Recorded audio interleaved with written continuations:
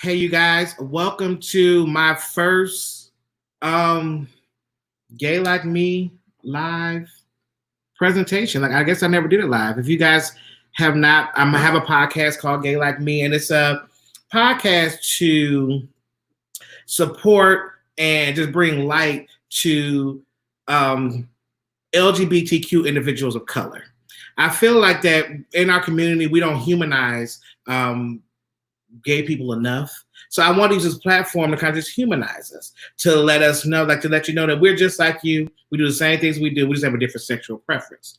And since we're in Corona and all that good stuff, I haven't had a chance to do any face-to-face interviews. So I said, well, hey, let me use my social media platform to have these conversations. So now tonight is the first one. This is Gay Like Me Live. And I am talking to a person that I'm happy to be my first person because she is a social media maven and an internet sensation herself, Miss Ts Madison. And she has graciously was able to come on here with me and have this conversation. So I'm about to bring her right on in. Hey, Derry J. Hey, Madison, girl, how are you? Well, I mean, I can't complain about nothing, child. I'm over here, putting the link out, putting out the. You know how the old folks say, putting out the link, and then I'm gonna go share it on my YouTube so that people can come on and hey y'all, hey Cyber Diva, hey Shayla. I'm about to put this in the in my Patreon. I put it everywhere the people's at, everywhere the people's now. Thank you. You know what? I didn't realize that Instagram and YouTube and Facebook, these are all different people.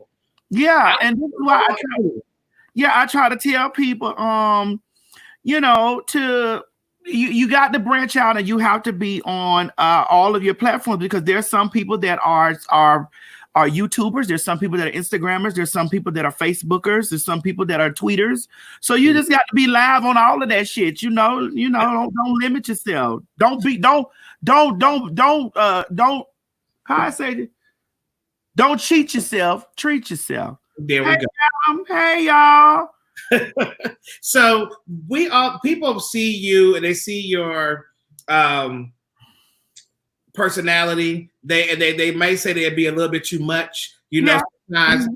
But we want to look this conversation to get past that. We want to see who Madison Hinton really is. Yeah, but we can talk about that. We can't talk about what is too much, Derek. Like what? But we're gonna get into like what is too much. What is because people say I might be too much sometimes, and it's like, well, what? It was like, really? I didn't think I was that much, but okay. But you are a polarizing figure. Yeah, but it has worked to your benefit. It has. I'm posting the links everywhere, baby, so that we can get the folks in here. I got you. Bring them on in. Yes. Come on in, people. Yes, it's a conversation. Yeah. Because I'm learning from you today. Yeah. I mean, okay, let me go. Lots of publish now. Here we go. Then publish now. I'm getting this is only a sound. We're here, Maddie Ma. I'm reading the people saying the sound. Also, I can see your live comments. I'm on my computer. So I'm able to be all in your comments. Yeah, you can be in the know. You can be all up in it. Hey, I'm all in your comments too. I'm able. Oh, I just ain't got no moderation power. I just ain't got no moderation power because I've been like, well, what this will say over here?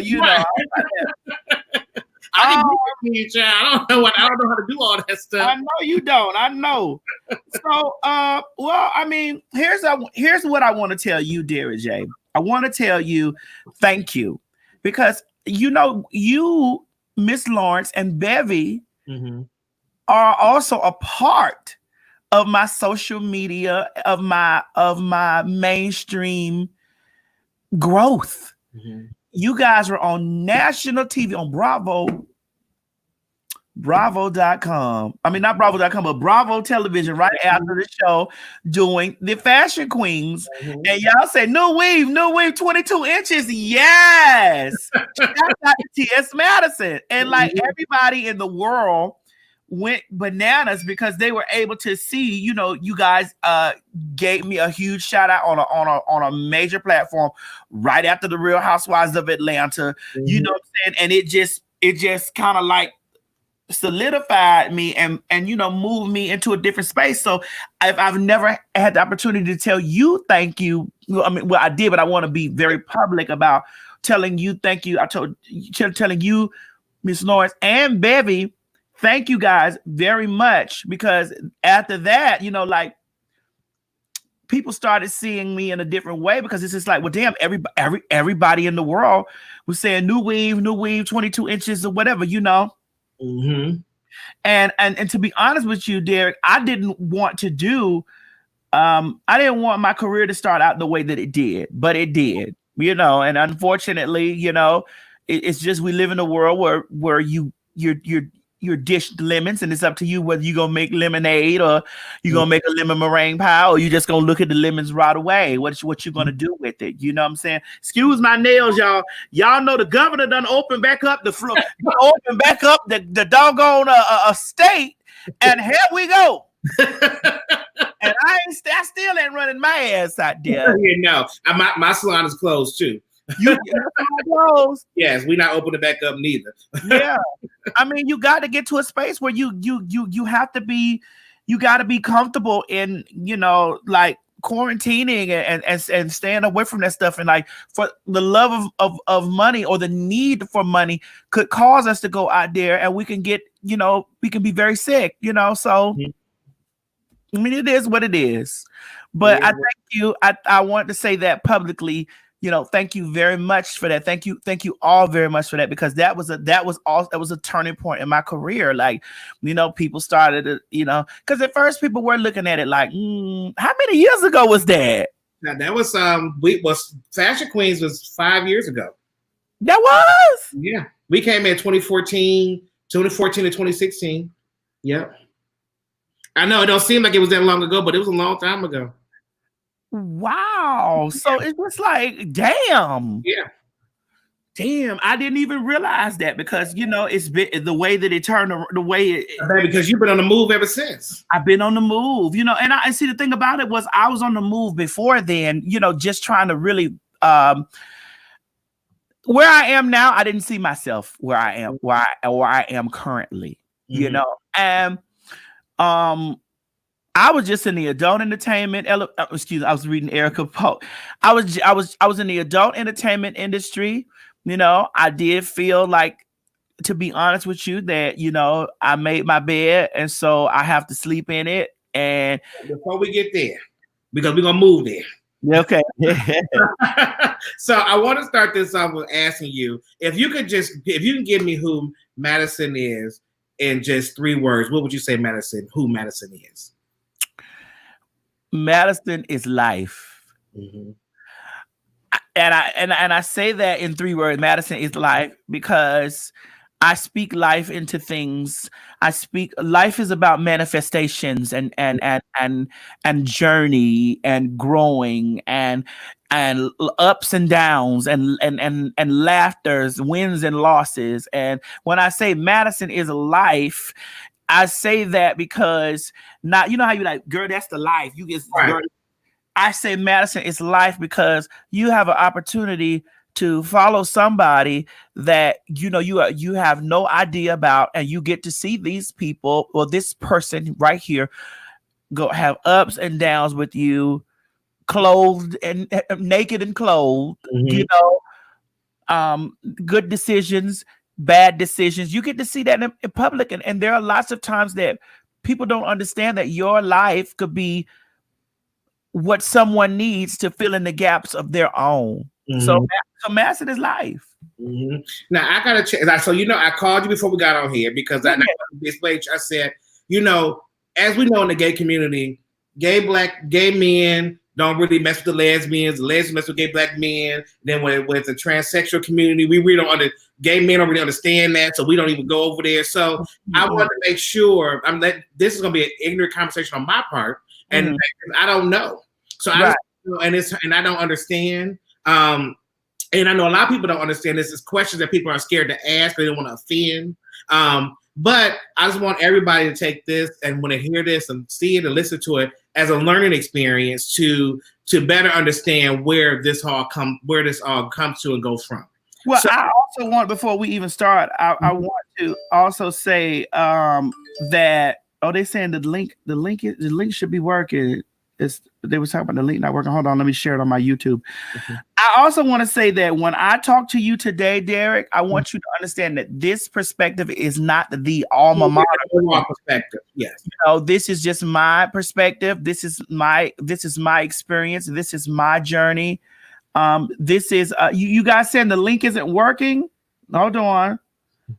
Let me go in here and see. Like I'm doing the link that Derek J sent me. Don't it pop up? Yeah, I saw you. Yeah. I'm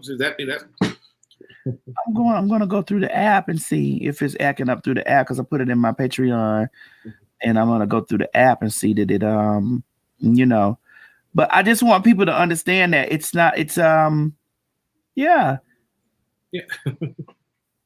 Yeah, it says I just clicked on it, y'all.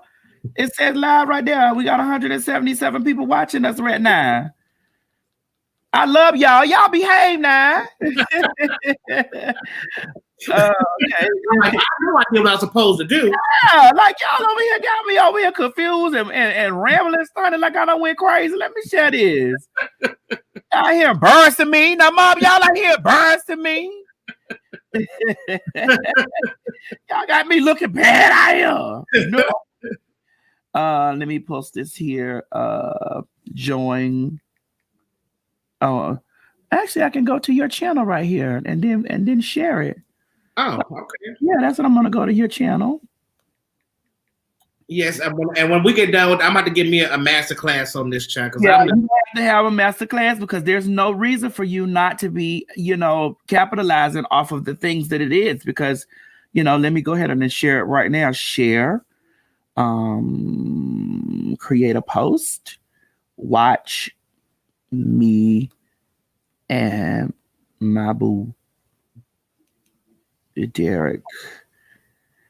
Excuse me, y'all. This is how we do it now. I'm giving Derek. Hey, we making it work. That's right. Right now. Come on in. There we go. All right. So okay. I made the post, honey. I done made the post and oh yeah, and I just got a notification on my screen. It's it. All right. There we go. All right. Okay. There we go. Leah W said, it's nice to meet you, Derek J. It's nice to meet you. Nice to meet y'all. Adventurous Simone said, let me learn something on the hair, Derek. I'm about to make my if I know how to make her a moderator, I will make it right now. What you do is but you can't give a moderation to everybody, Derek. You gotta, yeah. I got to come sit with you after this stuff is over, or do a FaceTime with you and walk you through how to do this stuff. Yeah. Okay, so I just wanted to make put that disclaimer out there first, Derek J. I wanted to say, you know what? I'm Ts Madison. I'm not the spokesperson for the trans community. Mm-hmm. I'm not the spokesperson for the gay community. I'm not the spokesperson for the LGBT. I'm one of the voices. There are many voices, and there's not one voice that is the voice for our community. And you know that for the majority of your career, because the way your stardom catapulted was through the Housewives of Atlanta, and I got slandered for being the face of gay. All of us are not like that. This is not what we do. And it's like, wait, I'm only speaking for myself. I'm not trying to speak for anybody else. I'm not doing that. But that's how they make you feel. And that's how they treat you. You're like, no, I'm just over here living my best life. Yeah. To speak for me. And to be honest with you, and you might not have ever even known this, but I've always been in defense of you and Miss Lawrence, because people would say things like, well, I'm a gay man and I'm a masculine gay man and they making gay men look bad. And it's like, sir, they're not making gay men look bad. They are gay men. Mm-hmm. So they're their version of gay men. If you want your version of gay men to be seen, create content for it. Yes. Mm-hmm. If you want to be seen out here in this world, create content. Mm-hmm.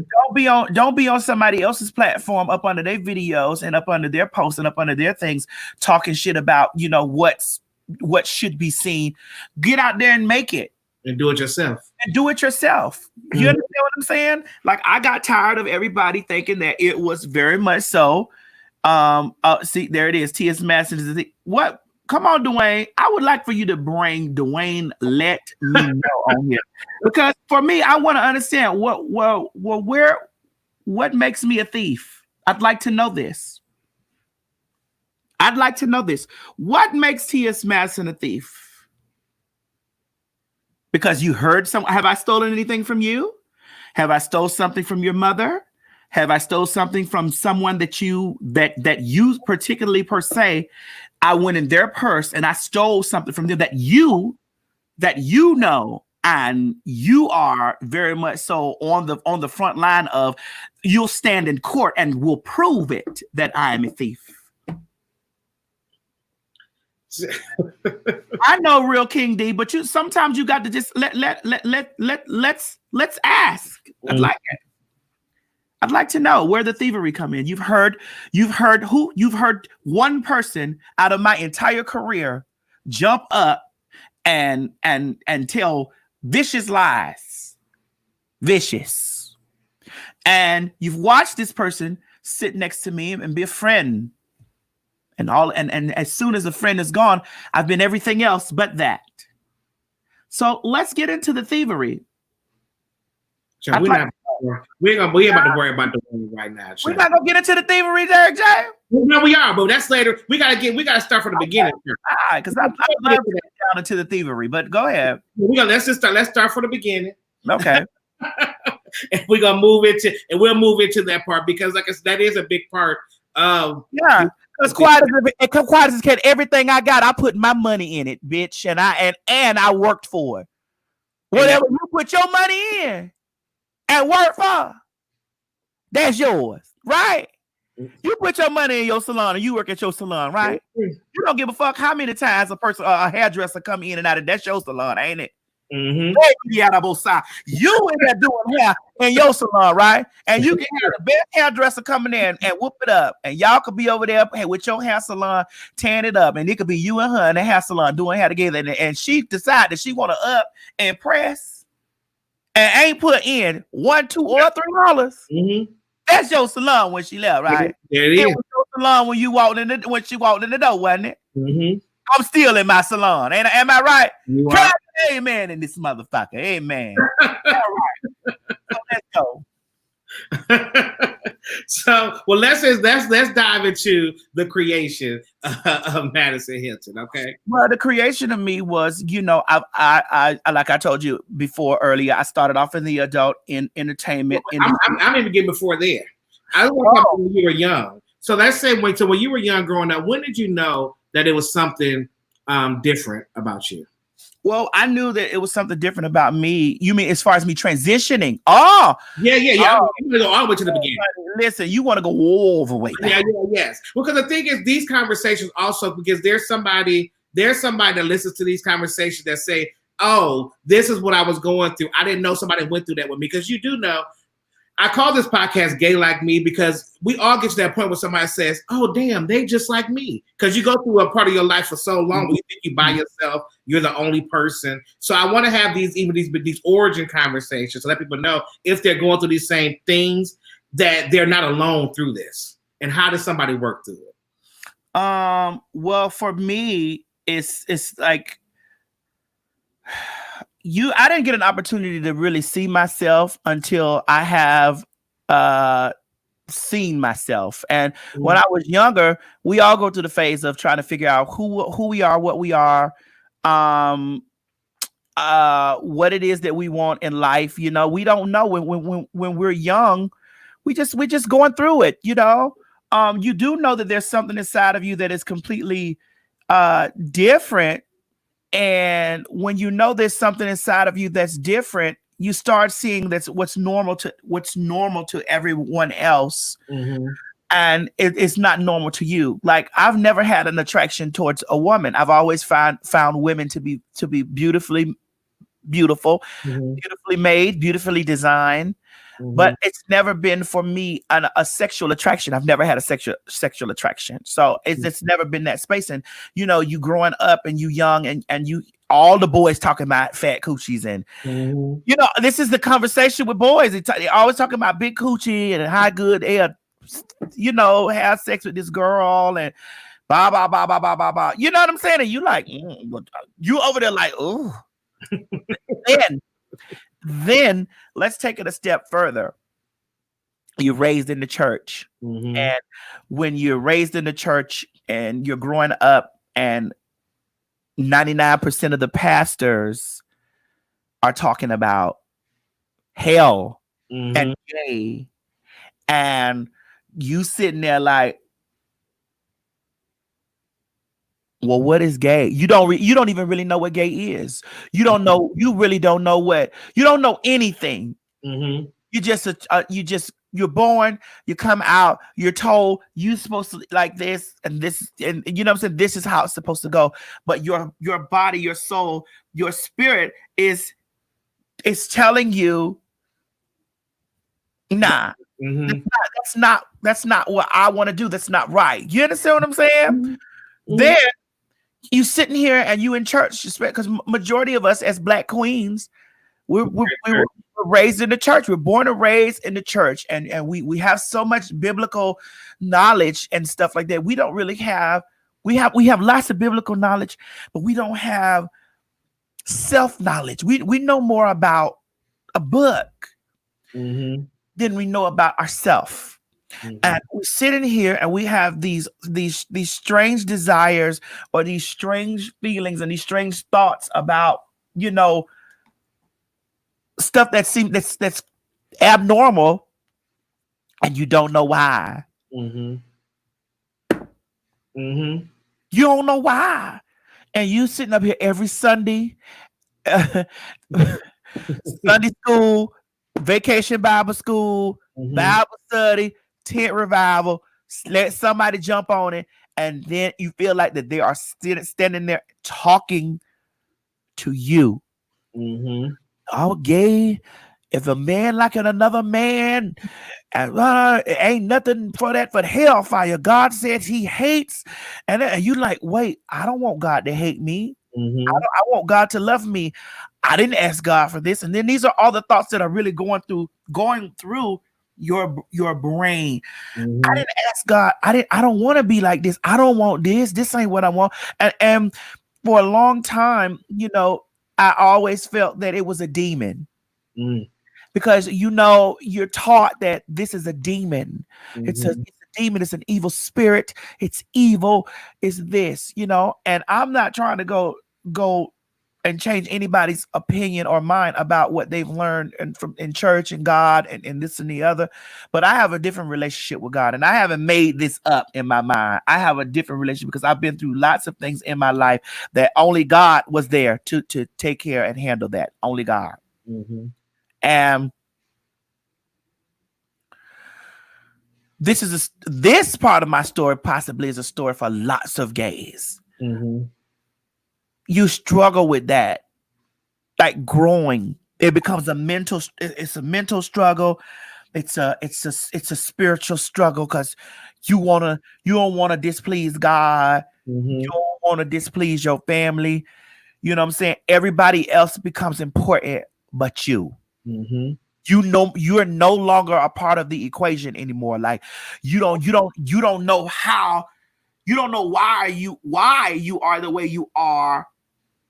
And you want everybody else to be, you want God to be happy. You want your family to be happy, and you miserable. On the inside.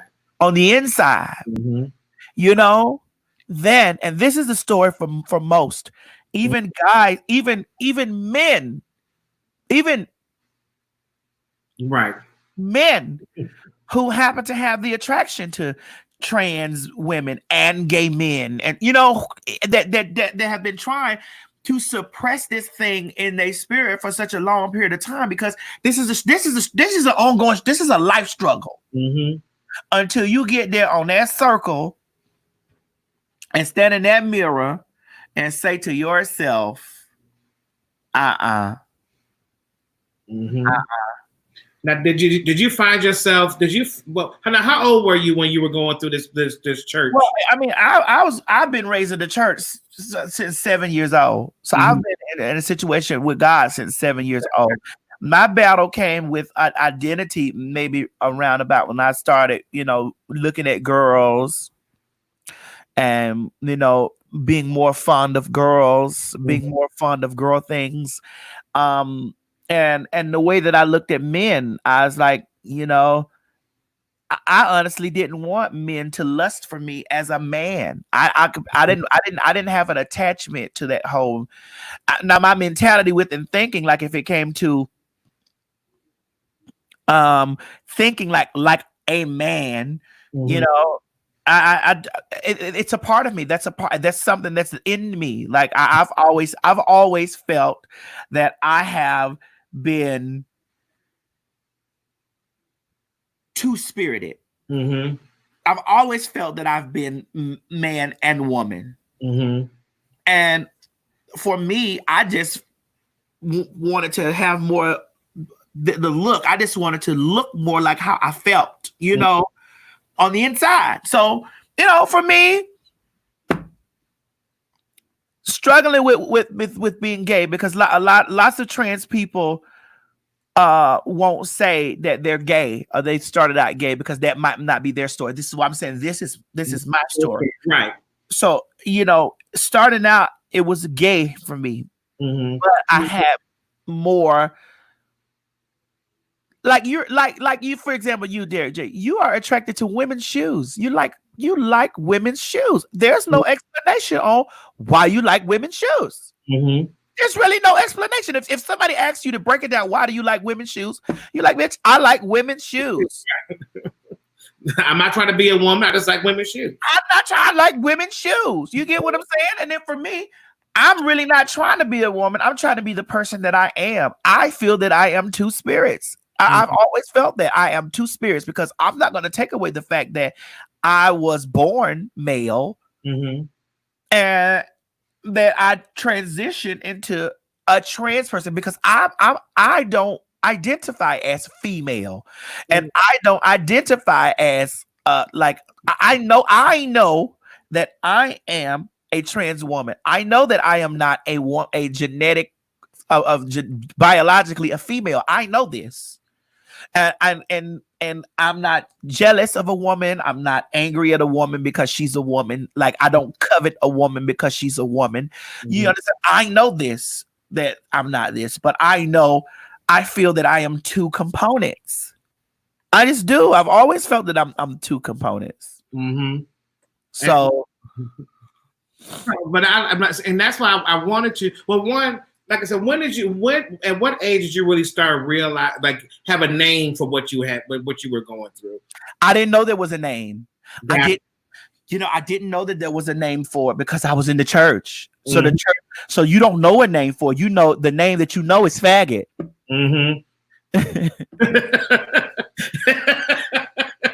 He said that's the only name you knew that was there. That's the name that you know. It's the name you know is faggot. You know faggot, you know sissy, you know punk. These are the names, and this is why I feel like that we are so much more comfortable with hearing people. A lot of us don't get angry when people say punk and sissy. In fact, like, we don't get angry like it's something that's funny, you know what I'm saying? But for a lot of us that you don't know what that means, you're growing up. You're growing up knowing that you're a faggot. Right. So that's what you know you are. Oh, I'm a faggot. Until you start really growing, and then your eyes start opening up to things like television. Like, this is why lots of church folks keep them kids from watching TV. They don't want them to learn anything else but that. They don't want them to know anything else of that. And there's so many people that are struggling with whatever. I first saw myself, the first person that I saw that was a slight representation of me was RuPaul. That was the first that I saw that was a slight representation. And I knew I loved RuPaul, but I didn't really know why. But when I first really knew what I was when I watched the movie The Crying Game. Do you remember The Crying Game? That's when I knew. That's when all the pieces. Cause see, RuPaul is not a trans woman. Right. RuPaul is not an in between. RuPaul is a man that dresses as a woman that enjoys drag and takes that off. I don't even want to take mine off. You understand what I'm saying? And when I saw this, I was like, what is this called? What is this? This is it right here. This is it. This. I'm not a fag. I'm not a faggot, a punk, a cis. What is this? This thing, this right here. Is this a? And at the time, people are so ignorant, girl. They were calling stuff like that hermaphrodites. Yeah. And like, cause we don't, black people stupid when it comes to that. A lot of them still want to be stupid. I had to click because I was getting ready to say still stupid. No, they still want to be stupid. They want to be like, they want to be resistant to someone else's identity. They want to be resistant to someone else's story. They want to, because they don't understand it. They want to label it as a mental disorder. This is somebody's identity. I bring it right back around to say, Derek J, you have no explanation why you like to wear women's shoes. You like women's shoes. You like a scarf. I like the flow. You like the flow. You like, and I do understand that it's possibly you feel empowered in that. You do, because now you're feeling you're in a comfort space. You know, it allows you to be. For me, I'm taller. Your walk is a little bit different. You know, it gives you a different feeling. It's more you embody the moment, rather than just a gimmick. Yeah, I mean, because when you wrap that scarf up, honey, and you wear those shoes, and it gives you that empowerment thing. Like you feel like Dominique Devereaux, honey, from Dynasty, girl. You feel like Alexis Colby. You know what I'm saying? You feel like this. This is what you feel like. You feel like that. This is, and not to say that you don't feel empowered as a man, because you haven't taken that away from yourself. You haven't removed yourself from that. You still say, "Hey, I'm a man. I'm this." Right. And I like the fact that you made it, because like for people like me, I don't, like I said, we don't understand, but I like that you said, I'm not trying to be a woman, but I'm not, that's why I never understood I wanted to understand, like that you still have my penis. Yeah. You have the title Ts Madison. Yeah. I was, even when we was on the fly, I was like, oh no, don't put that on there. He was like, but that's what she go by. And I was like, well, that is what she go by, but I didn't know. But you're like, that's what I'm not trying to trick. Yeah, because for me, Derek, I'm not trying, I don't want to take away any part of my journey. And TS is a part of my journey. I could easily go by Madison Hinton all day, but TS is a part of my journey. That is a staple in who I am. I worked hard for that. I lost a lot of shit for that. I got my ass whooped for that. I done been robbed for that. That's mine. It's mine. Right. you give me a Tina Turner moment. Everything on, but the name stays. Right. That's mine. It's mine. So, for me, when I look at stuff like this, it's just like people want an explanation. Like I want to explain how you flip it back around on them and ask them, why are you straight? Mm-hmm. Why are you straight? Why you don't feel complete unless you got a pair of Jordans on? Mm-hmm. Or why don't you, like, if you ain't all the way together? Maybe if you ain't got on that chain, or you ain't got on that jewelry, or you ain't got on that shirt or that particular, what it is, you can't explain it. Mm-hmm. You can't explain it. It's just, this is what makes you. This is a part of your empowerment. You know what I'm saying? Mm-hmm. Like, there are women who ain't gonna go. There are women who is not gonna go out of the door without no lipstick on. Mm-hmm. Without no eyelashes or no hair, and it doesn't make them less of a woman or more of a woman. It's just that's their power. That's their power to them, you know. Mm-hmm. And I've always loved women, you know. I've admired women. I've never wanted to be a woman, like I you know, but I know that I'm somewhere on the Mm-hmm. in the middle. Yeah, you're in the middle ground. You're in the gray area. I'm in the gray area. Like, you know, I'm in the gray area. You feel me? You know I'm not a man, because I am not a man. Mm-hmm. Like, I am not a man. Like, I don't desire the things that's supposed, what men are supposed to go by, or what men are supposed. You know, I am the provider. I provide for myself, and if I had a family, I would provide for my family. You know, but I'm not a man. Yeah, you know what I'm saying? Mm-hmm. No, I understand. You feel that you are a man, right? Yes. No, that's what I explain to people all the time. I am very confident in the space of me being a man. I'm not trying to be a woman. I'm just because I dress in women's clothes, that's not my desire. But I am very planted firmly in being a man. Okay, so you're fluid, basically. Yeah, I'm just a boy to wear heels, honey. Yeah, because like if I ask Miss Lawrence these things, Miss Lawrence tells me he's gender non-conforming. You know what I'm saying? And I get it. Like, Miss Lawrence done got his thing, you know, down packed. Bitch, I'm gender non-conforming, and I'm like, honey, I'm Ts Madison, bitch. That's who I am. You know. Now I see that you have an amazing relationship with your mom. You know? So growing up, did that relationship have to grow into the relationship it is now? I mean, we had to grow into that. We had to grow into that type of relationship, because what people don't understand is this is when you get on the front line of scrimmage for yourself, because you be on the line of scrimmage for your family, and you be on the line of scrimmage for God, but you ain't in the game for yourself. Do you get what I'm saying? And when you have to realize that this game, you got to play this game for yourself too, or you gonna lose at the end. Totally at the end. Let's say we got down the road and there was no God, which there is. There is a God, but let's say that we got down the road and there was no God. Who you left yourself for? Or let's say you get down there and you didn't play the game, and your family turned their back on you anyway. Who you got left? You have to think about yourself.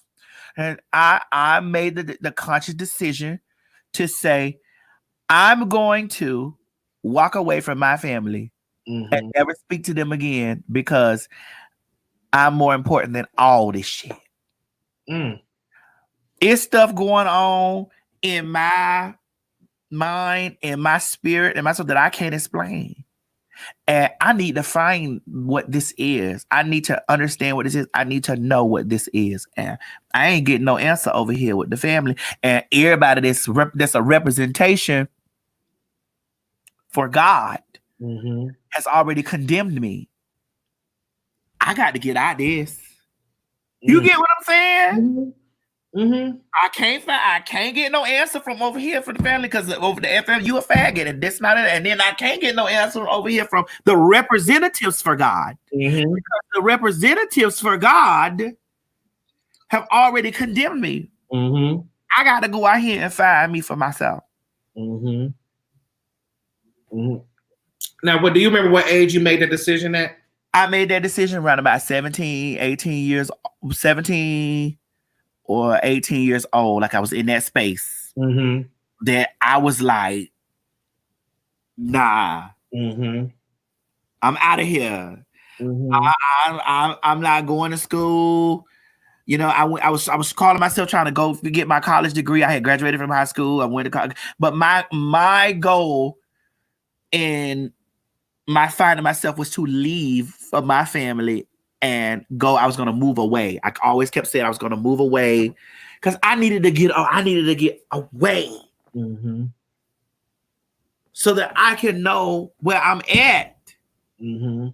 I needed to go into a strange place so that I could know where I was. Delta had this commercial on the plane where it said, "You got to get lost to find yourself." Yes. Yeah. Yes. And I did. I found it, you know, and even when I was still finding myself, you know, I was still understanding things about this, like because there was one point in this life that I'm in now, in my life, that I thought that I wanted to have a sexual reassignment surgery. I thought that I wanted to have an SRS. I thought that I wanted to, you know, go ahead on and just get it because I had heard other people talking about it, and you know, you have no guidance. You don't got no guidance. You know what I'm saying? And there's no handbook for this. There's no handbook. It ain't no handbook. And so this is why when I try to live my best authentic self in the public, I live my best authentic self in the public by saying ain't no handbook. You feel me? You got to be yourself, bitch. Step your pussy up, honey. Get a job, own a business. It's like a thing. You have to be you got to find yourself. You got to make it what's comfortable for you, where you done got in a comfortable space and like, I could stay here. There were girls telling me, well, girl, you ain't no real trans unless you go, you know, even though some of them still say it now, you ain't no real trans woman unless you go get a pussy. And then it was me in my mind, I don't need that, you know. And then the strangest thing had happened to me. Yes, and it was sexual. I had a very intimate encounter with a Puerto Rican guy. And after I had that encounter with that Puerto Rican man, I no longer wanted to have a sexual reassignment surgery. The Puerto Rican man got on me and rolled me to death. And girl, that Puerto Rican man took my soul from me, biting me. And after that, I was like, no. No. And I would say some other crazy shit that people gonna take and run with it. But you open, Madison, so you gotta say it. I feel like that my genitalia grounds me with God. Okay. It has kept me grounded. With God, for me, for you. But I think everybody has their own experiences. You know what I'm saying? And things can change. You know, the late Charles Gregory. I had a conversation with him, and he was telling me about he was getting ready to transition. And he said, and he was like, he was going through it. He was going through the motion. He was on the hormones. He was getting the breasts. He was going everything. And he said that, you know, he had a conversation with God. And he had that same experience of, he was like, once he had a conversation with God, he was like, okay, I have to stop this. Like, because I can't, he didn't use what you say, how you said it, but he basically said, you know, that part of him is what keeps him in the space of God for him. It's for me. And for me, that's I can relate to him saying it. Like, for me, that's what it is. Like, that keeps me in that keeps me with that connection. That keeps that phone line up there to the throne room. God, you hear me now? Now, you know this is the same nigga that you put down here. Now, I ain't had my shit together, but because I talked to God.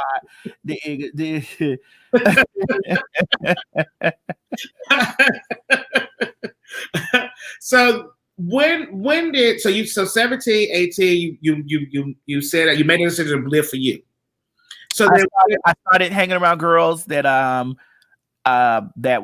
introduced me to hormones, that introduced me to the pump doctor. They introduced me to the things, like introduced me to this stuff. I still had a fear, you know what I'm saying? Because I was like, well, what if this don't work and I got to go home? Or what if this could, you know, what, like, you know, what if, like, it's still, you still lost. So what, how do I make this work? You know, what's the T? You know what I'm saying? And then, but then it was just like, you stand in that mirror and you be like, girl, you know, which I want to be the girl, honey. Yeah, someone to give that. I want to be beautiful. I want to be beautiful. So maybe it could have been maybe it could have been some a vanity, a part of it. Who knows? Maybe who know who yes, Kayla, I want it to be fish. Yeah, Kayla, I want that, but I want it to be my version of it, my version. You know, I want it to be the mixture, honey. Kimberly, we're live, baby. Yes, we are live. I saw Kimberly, we live. Kimberly Smith, we live, baby. This ain't no, this is a real, this live conversation going on right now by Shatada Bosia. So we in this thing live right now, good. Now, so you started your transition at that age. Around in that area, I did start doing it. It was very slow. Like I slowly did it in the instance because I didn't want to make no mistake. You feel me? And I was afraid. I was fearful, but I wanted to get that piece of me that was, you know. And when I went out there, you know, honey, when you start getting that stuff put in your ass and your titties and stuff, there ain't no turning back from that. No, ain't no coming back from that. When I laid down and I got my first surgery, like my first nose job, like my first one, oh, I knew, baby, it changed the whole structure of my face. It gave me that look. Like I could put a wig on that look like Lil' Kim. I could put a wig on that look like Takara. I could put a wig on and look like, you get what I'm saying? I have a woman. My face is a fish face. So you get what I'm saying, honey? There's no denying it. Yeah, that's you know, I will say that's one thing that Bevy raved about. They was like, that is a beautiful woman. Like she's beautiful. Like you can't. It is what it is at the end of the day. Yeah, it's just, I mean, they try to tear me up and be like, oh yeah, they could tell I'm a man, all this stuff. I'm like, okay, but that's fine, because that might be what you see. I'm not trying to change your vision, but baby, but when I tiptoe out in the public, you get what I'm saying? I'm confident in who I am, you know. It took me a while to get to that place because I have felt ugly.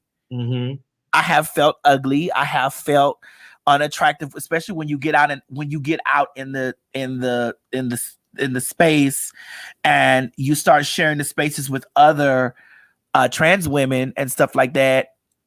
And you start seeing other trans women and you like, wait, you know what I'm saying? Like, ooh, you know, and here's where we as trans women make mistakes. We as trans women start making mistakes when we start looking at other trans women and start going overboard. The booty get bigger. The booty get bigger. Boobs get bigger. Then they start pumping the shit in the face. So the face starts to get bigger. You know what I'm saying? Because we start looking at each other like, oh, if I do my nose a little bit more like this, then the surgery start to get over, because there's a lot of trans women whose surgery has went overboard and that were so beautiful to me. And I was like, girl, you were so, just like even with Lil' Kim, like you were so beautiful. What were you looking at that made you continue to go? You know what I'm saying? Like, what made you continue to go forward into that? And I think it becomes parts of sometimes when we say we're there, like our self-esteem is there, it really ain't. It really ain't, Derek. I know. No, believe me, I went through those times myself. You know, where you're trying to figure it, like where you gotta fake the funk, But but when you go back home, you damn near about to break down because you don't know what the hell going on. Yeah, but then when you truly get in it, because see, like right now, the only thing that I'm gonna work on for myself is my weight, and that's for me to get this high blood pressure down off of me. That's the only thing I'm working on right now. I have gotten to a space because there were times, even in my 20s, in my late 20s, like I'm gonna be 43 years old this year. Ooh.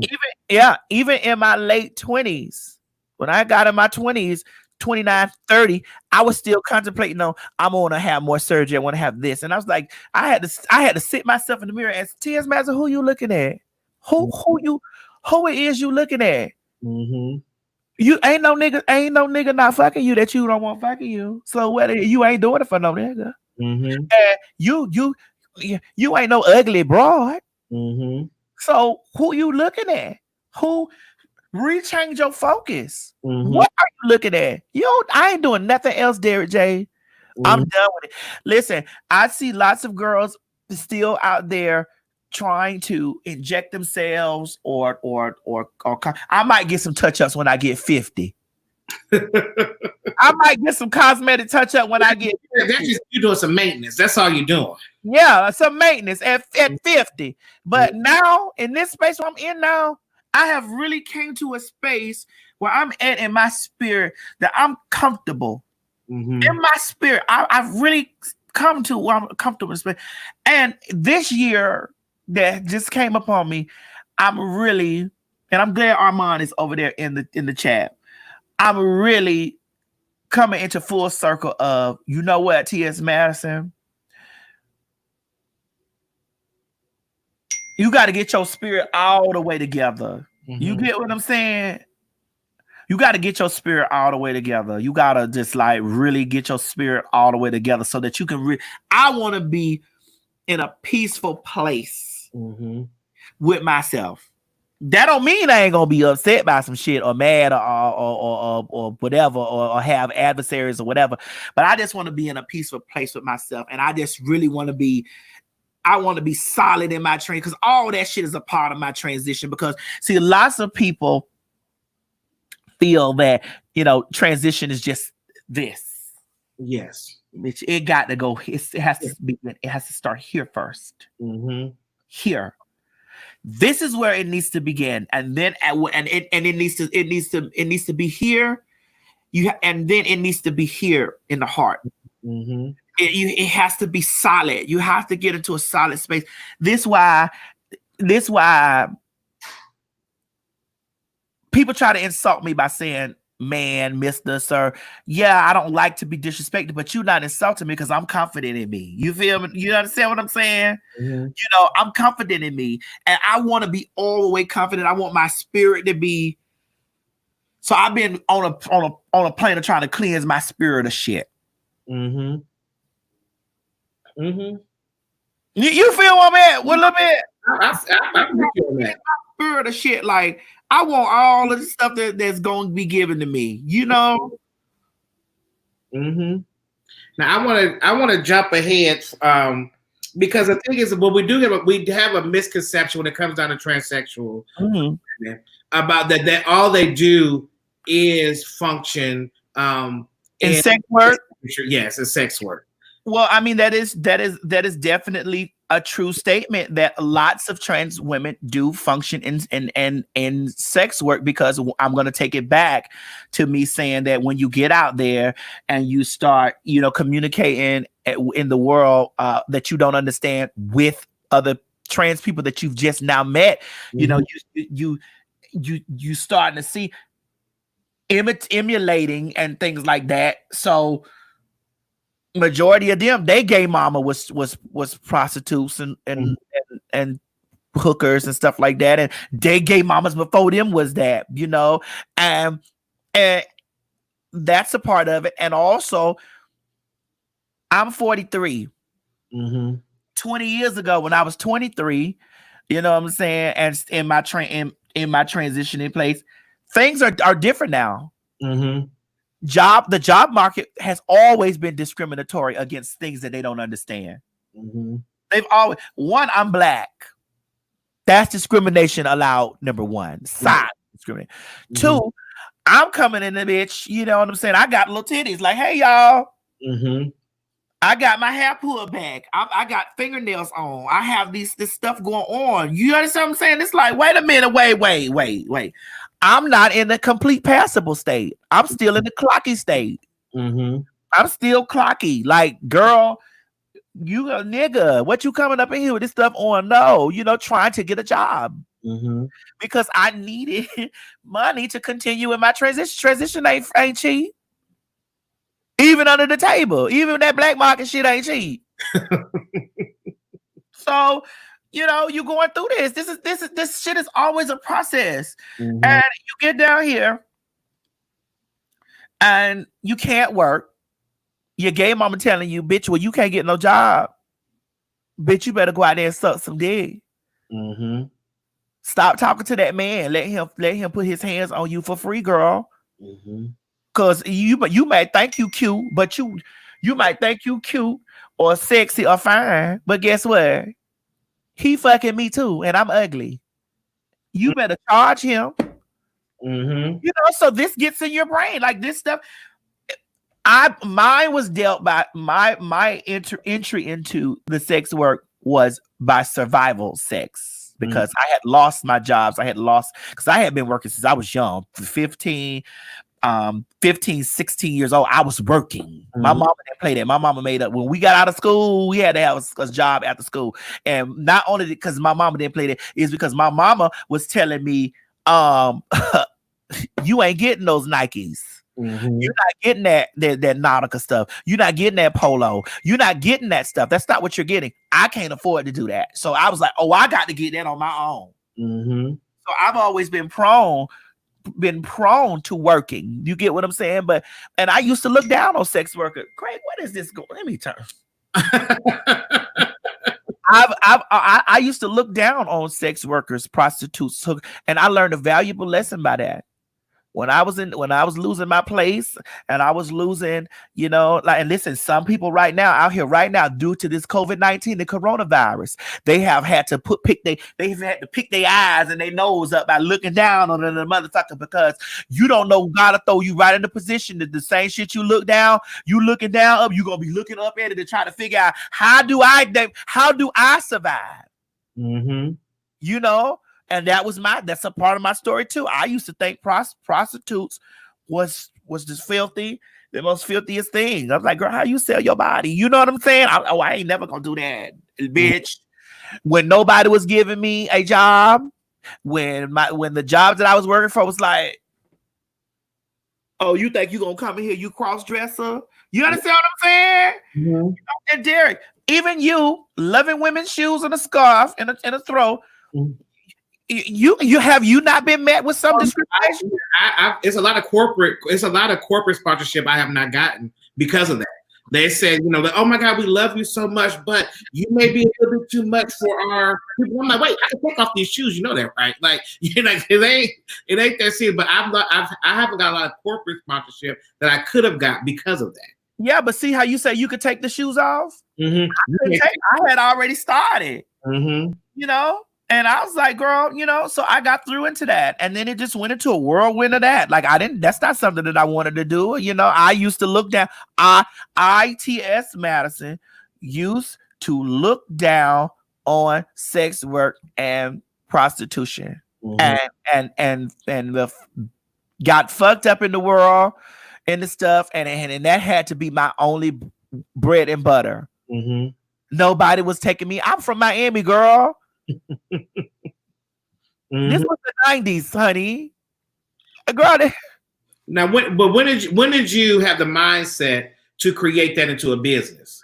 Well, I had a mindset to create that into a business when I started looking around, and when I was looking around, and I started to see that majority of the girls who I felt were prettier than me, who were more passable than me, who were, and this is what helped build my confidence. Mm-hmm. I would see them always either getting evicted, car getting repossessed, something going on with them. Like, damn, how you a bad bitch and I'm an ugly hoe? Mm-hmm.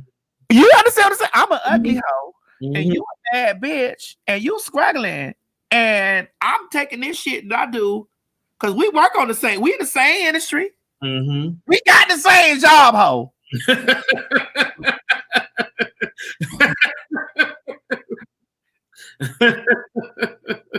We got the same job. We clock in at the same job. Mm-hmm. And you actually are more skilled. You actually look more skilled in your job. Mm-hmm. So, how in the actual hell you doing worse than me, and I'm uglier than you? Mm-hmm. Oh no, this something you ain't doing right. Mm-hmm. I knew that my hot days was I think it was Saturday, Tuesday, and Thursday.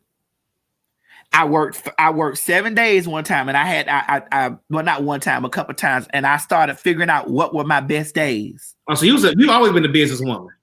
My brain was clicking. What were my best days at work on the whole block? Mm-hmm. I would know that these were my best days, and I would take those other days off and make my clients miss me on those days and know that these was my days, and knowing that my sets of clients gonna see me on this day, and that my bills was this amount of money, honey, and the clients that I need to see, I knew they was gonna come out of three of them 7 days or 4 of them 7 days. Mm-hmm. I was gonna have, and I added my bills up this way.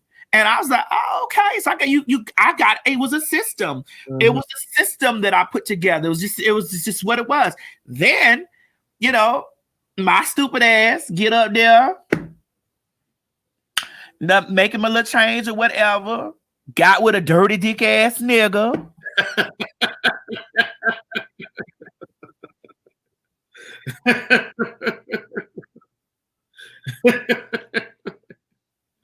The story of most successful women, mm-hmm. and men, child, because I got go out and get with me, old dirty dick. Mm-hmm. He love me. Mine got thrown off. Shit got thrown off or whatever. S4. Let me answer S4's question. S4 says, well, what happened when you catch an STD? You never really. Here's the key that you may not what I had to learn. You never catch the STD from your trick. You always get it from your husband. Anyway, because you're very precautious. Mm-hmm. With the date, because you already look at the date as a dirty ass fucking nigga, because he's a date. You look at him dirty. You thinking he's dirty, but you love your husband. Mm-hmm. But he ain't really your husband, bitch. If you still got to go out there on the sidewalk and go to work, bitch, while he laying home. You go through this, man. You young. You don't get it from the promiscuous shit you do. You get it from that motherfucking sacred thing that you do. Ooh, I love him. We lay in the bed every night. There's some women out there that can attest to that story, being faithful to that nigga, been a hoe all their life, throw pussy out their left leg, and now they walking around. They have something life-threatening or that's suppressed now that they have to live with because they got it from their husband. Mm-hmm. Or they was virtuous to that man and they was with, and their husband was a dirty dick nigga. Mm-hmm. You understand what I'm saying? So it really never comes from. Remember when we used to watch that show, Noah's Ark, and mm-hmm. Ricky was the most promiscuous one, and he went and got an HIV test and he was negative, and everybody's like, well, girl, how you negative? You been fucking everybody. You get what I'm saying? Because mm-hmm. when you're out there, you take precautions. Correct. You sucking a dick with a rubber. You know what I'm saying? So nobody could tell me what I wasn't never doing, and what I wasn't doing on the beat. Mm-hmm. You can't tell me that I was out there raw dogging the dates and this and the other, because that you wasn't in the car with me. So my thing is, I needed to answer that question, Derek. I'm sorry. Because a lot of the time people get the misconception that, that prostitutes are filthy, nasty, slutty, dirty ass, hoes that fuck everybody. No, bitch, they go home with if something usually happens to someone in the sex industry, they usually got it from their significant other, mm-hmm. who they let all their guards down with. Uh-huh. You got this all up out there. You know what I'm saying? Bitch, the dates is nasty. No, bitch, your husband nasty.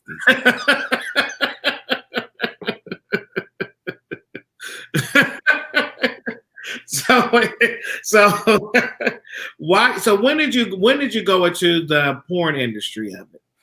Well, I got into porn after you welcome S4. I got into the porn industry after I'm telling you about the dirty dick nigga. I got into you know, dirty dick came to love me. He loved me. You know, cheating. Thinking that I'm going to, you know, keep him by getting more ass, more titties, more body, more, because he out there messing with the ones with more. And I, you know, wanted bigger. I wanted to be bigger because I was still at that place of, you know, trying to stop a car.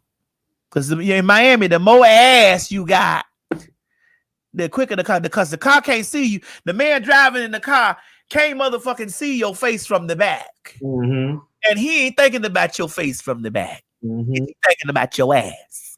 And I needed more ass. You know what I'm saying? So I get out here, I start getting pumped. I started this stuff. Boom, I got silicone poison. I got pumped with some mineral oil, like that stuff that people see on television where the girls are going through things. And this is why I'm very open about, you know, talking about my experience with industrial silicone, you know, my experience, and I have scars on me that I decided that I didn't want to go cover up, or I didn't want to go. I put tattoo on it, but I wanted to, you know, say to myself and to the public, this is where this scar is a representation of where you were located at this time, girl. You know what I'm saying? And I was pumped and I got sick. I was in the hospital for 2-3 months, girl, in the bed. You know, they running tubes all up in me, honey. You feel me? You know, I needed to know, like, girl, I was in, do I got AIDS? Do I got, you know, what's going on? I need, bitch, you know, what is it? You know, and the people is here trying to figure out, well, what is this in your body? What is this substance in your body? Like, what's going on in your body? Like, girl, it's tearing you up from the inside. You know, shit was leaking and running. I've been through this. So when I watched the that story, remember the pump doctor, the girl that was pumped the big thing. She pumped me. I got pumped by her. I mean, but here's the thing. It was not my fault. Right. Excuse me, it was not her fault. It was not her fault or any other pump doctor. It was my fault because I should have understood that, bitch, these people ain't got on no motherfucking scrubs. They ain't got on no glove. They ain't no doctor. You understand what I'm saying? And you just laying down letting these people put anything in your ass because you so determined to keep your man for one, make more money on the host stroll for two. I was dumb, stupid, young, lost in the world. Dumb, stupid, lost in the world, wanting what everybody else want. Be happy. You know, and you was wanting more, but you were really mentally you wasn't good with what you had, but physically it really was okay. But you know, you was mentally wanting more. Yeah, I wanted more. I wanted more things. You know. Then I got sick. I was in the hospital. They kept taking these cultures from it. Like, you know, I had never been in that much pain in my life. I had got down. I probably was maybe 125 pounds. Imagine me being 125. I was 125 pounds. I felt like I was so ugly, you know. But bitch, when I stood up in that mirror with all those boils and dents and all this stuff on my ass, honey, you know, and I started getting to, you know, recovery. I was like, damn, I'm fine as hell, honey. That little, but I got all these motherfucking dents in my ass. You know what I'm saying? I got all these dents in my ass, but I'm fine in them up. I got, you know. But I had told myself that as I lost a nigga, I lost my house, my apartment. I was struggling trying to keep that, you know what I'm saying? Because I got with the man. My mindset changed. My mindset changed. Like my hustle was different, you know, man, bitch. I told myself, when I get up from this, I'm out of here. I'm gone. I'm gone from Miami. I'm out of here. It took me about 3-4 months. I was in the hospital. It took me another 2 months, 3 months to start. You know what I'm saying? To start healing up from it, you know. My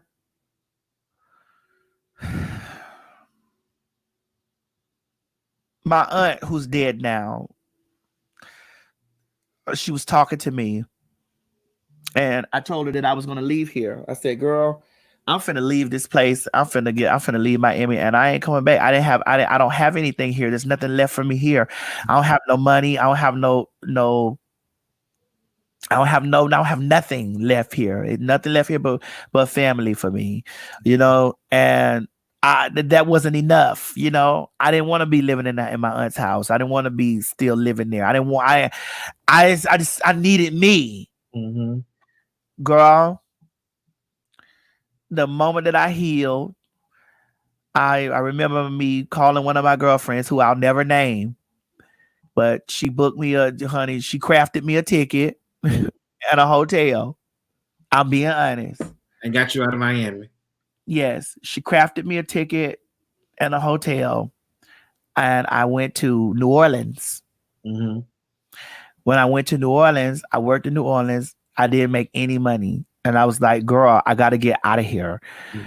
And in the year 2000, I had met my girlfriend, Ts Eve. I met her in the year 2000, and we used to keep contacts over the telephone and stuff like that. And I called. We were talking, and I told her, girl, I ain't made no motherfucking money here in New Orleans, girl. I got to get out of it. I got to get the fuck out of here, girl. And she was like, well, girl, let me buy you a ticket, and let me get you here to Atlanta. Let me buy you a ticket from New Orleans. She bought me a ticket from New Orleans, and I flew on AirTran. Remember when AirTran was the flight? Girl, listen, AirTran will get you out of a city. Honey, AirTran was an upgraded Spirit, you know. She bought me a ticket on AirTran, and I had maybe 2 suitcases, 1 bag, toe up ass wig, maybe a few body dresses, child. Honey, I came to Atlanta. I stayed in the house with her. And when I stayed in the house with her, she sat me down and she was like, girl, what you gonna do with your life? And I said, girl, right now, I don't have nothing. Like, I don't have anything. Like, you know, I don't have nowhere to go. I don't want to go back home to Miami because I'm just not making it there. Like, I don't have it. And then she said to me,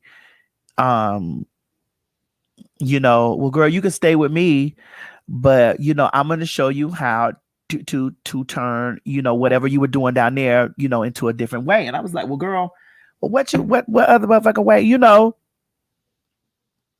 So I was still in the healing process. So I still had scars that were still healing. After I had healed up enough, I never forget this, God. There was a Creative Loafing magazine. Remember Creative Loafing? You went to the ad in the back. It was the ad in the back. It was Creative Loafing. It was God, what are those she-male magazines? Like all those she-male hot tranny like all that kind of stuff. Those magazines. She cut out ads for me, and I didn't have no money.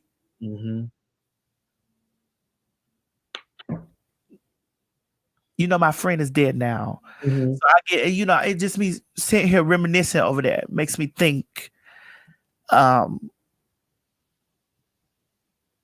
like how that individual, poured so heavy into me. Mm-hmm.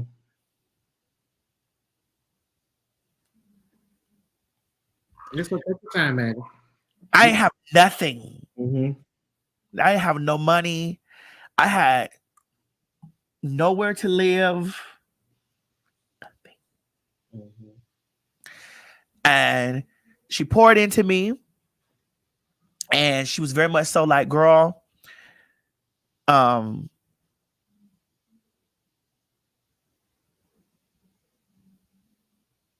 come down here with that Miami shit.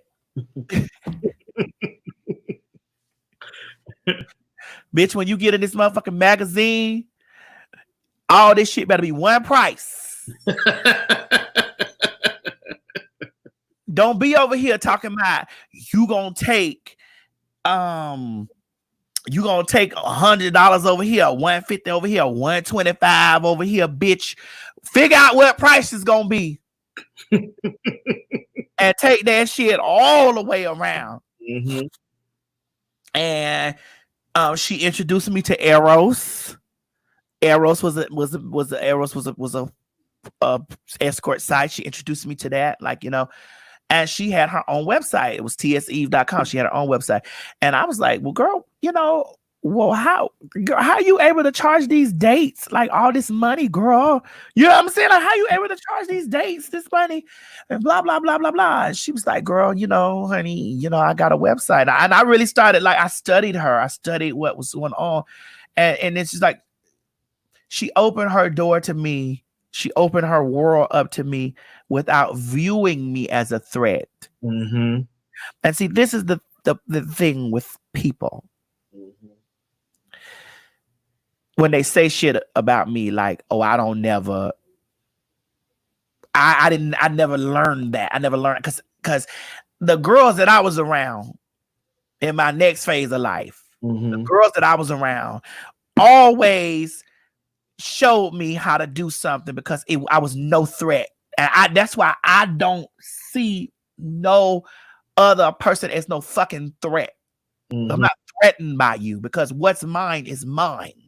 And my girlfriend, way bigger entity of individual than me, that opened that door for me and showed me how to do that stuff or whatever and trained me in doing it in hoeing, but also trained me in a whole. I already had a business sense, but it just was like she touched me and my business sense went in the stratosphere because I was determined. I had nothing. And I was determined to, when I went back to Miami, I was going back to Miami, girl, to visit my family. I was going back. I was going to be the girl, bitch. I was going to have my shit together. You know what I'm saying? I was going, but honestly, it's so much, Derek. It's so no, but it's okay. But the thing is that these are the conversations and just the stories and just the moments that people need to hear, because they don't understand. They see where you at now, but they don't know that it took work to get here. And you did what you had to do to survive. I didn't want to be in that. That's not something that I wanted to be in. But you know what I'm saying? And I just was like, these are the lemons that I got. So I have to make my lemonade. You feel me? Mm-hmm. And then when I got in there with her or whatever, she taught me these things and then she sat me on the floor. Like after I was hoeing, because I did hoe. I started, listen, those dates I was charging $200 then. I was like $200. And I learned so much from her. You know what I'm saying? That it was crazy.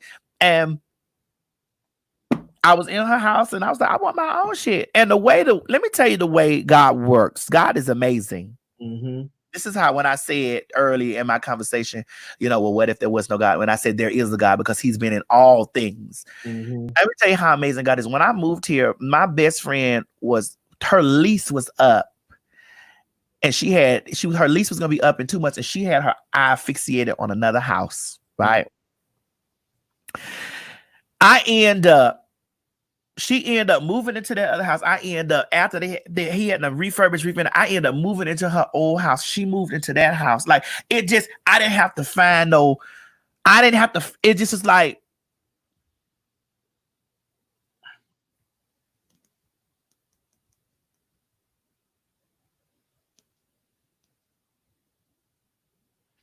I understand. You know, the thing when we go through things and we have these moments, and it's moments just having a conversation about it. Because I know sometimes you probably don't even think about it, but you don't realize who was there for you. Well, you realize who was there for you, but you don't realize when God is stepping in and making sure everything is good for you.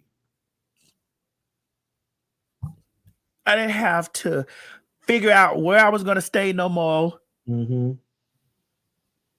I didn't have to figure that out. It was like, how can I come here and it's just like right at this time. Mm-hmm. It's like right at this time, you know? And she moved out, I moved in. I ain't have no credit, Derry J. I ain't have no money. I ain't have none of this stuff. Like I didn't have none of that. You get what I'm saying? I was broke. I was recovering from being poisoned. You know, when she moved over there to that new house, we sat on the floor in her house, and she said, she had asked me, she said to me, she said, so girl, you done did this little stuff here, girl. So what you gonna do? Who you gonna be? Mm-hmm. Who you gonna be? You know? And I was like, what you mean? She said, I'm finna build this website for you, girl. I'm finna help you. I'm finna build this website for you. But who you gonna be? What your website name gonna be? I was like, well, girl, I don't want to be Ts Madison, bitch, because I'm not finna always be fucking sucking no nigga. So I don't want my site to live on as Ts Madison. You get what I'm saying? I don't want to be tsmadison.com. I don't want to do that. That ain't what the fuck I want to do. And then she's like, well, what you gonna be, bitch? What you gonna do? And then she say, I said, well, shit. I got a big dick. That's what the trade tell me, and the motherfucking dates tell me I gotta be. That's what they come back around the corner when I'm tearing them up, man. You know, that's why I charge more money, and that's why I get tipped. Mm-hmm. So I be did, and then it's like, and honey, I'm a bitch. I'll bigdickbitch.com. She said, "You sure you want this? That what you want?" I said, "Yeah, I want to make my site bigdickbitch.com because one day I'm gonna leave that shit alone, and I could put another motherfucker in my place. It's always could be a big dick bitch." So you was already thinking ahead. Yes, it could always be a big dick bitch. So that's just what it is. So bigdickbitch.com. She said, "You sure?" I was like, yeah. And she went and she found a template. She went, you know, she was skilled in that stuff. Like she knew how to. I had never met a girl like her. She knew how to read codes it, you know, it wasn't WordPress. She taught me how to read HTML. Like she taught me how to do that stuff. And I remember I was so anxious, like I wanted to see, you know what I'm saying? I wanted to see how I was so anxious. And she was like, well, girl, when you get this site, well, what you gonna do? You got to get content for your site. I was like, girl. And I remember my friend Juicy, Miss Juicy. It's a boy. His name is Juicy. He gave me a camera. He gave me a camera, just a little handy cam. And when he gave me that handy cam, I went down there to Miami, honey, and I had met my little piece of trade that I had already been having. We was already, you know, whoop-de-whoop.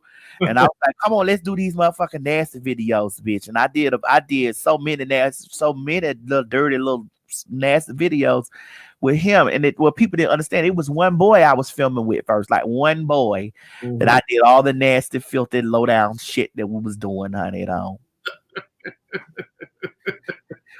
And when I did that, I brought back that footage and like, honey, she put that bitch in and chopped it up, and I was still anxious, like I want to see what it looked like, I want to see. And then when we decided to launch it, I think we launched it in the year 2005. I think it was. We launched it maybe 2005. It was. We launched it 2004. One of them. It's like 2004. 2004, 2005. And I remember when we launched it, and it was just like boom.